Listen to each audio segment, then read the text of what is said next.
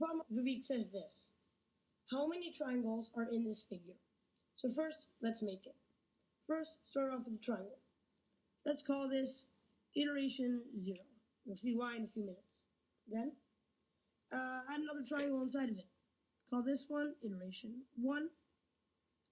Then, add some more, iteration 2. Then even more, iteration 3. And finally, iteration 4. This is actually what the figure is.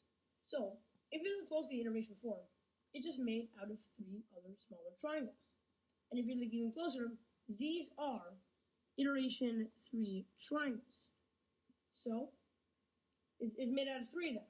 So the amount of triangles in the iteration 4 triangle is just 3 iteration 3 plus the one on the outside plus another one on the inside.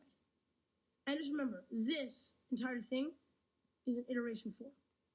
So, an iteration 4 triangle is equal to the iteration 3 triangle times 3 plus 2. So now let's take a step down. Remember how the entire thing was an iteration 4 triangle made out of 3 iteration 3s? Let's see if this is true. After all, an iteration 3 triangle is made out of 3 other triangles, and those just happen to also be iteration 2 triangles. So, an iteration 3 triangle is just those 3 stacked on top of each other, plus the big one, plus the small one. So, an iteration 3 triangle is an iteration 2 triangle times 3 plus 2. So, if we do this again, it works out that an iteration 2 triangle is an iteration 1 times 3 plus 2. An iteration 1 triangle is an iteration 0 triangle times 3 plus 2. So let's look at an iteration 0 triangle. This is it. This is a triangle.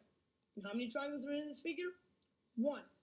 So 1 times 3 plus 2 is equal to the iteration 1, which is 5. Which, if you do this again, iteration 2 is 17, and the iteration 3 is 53.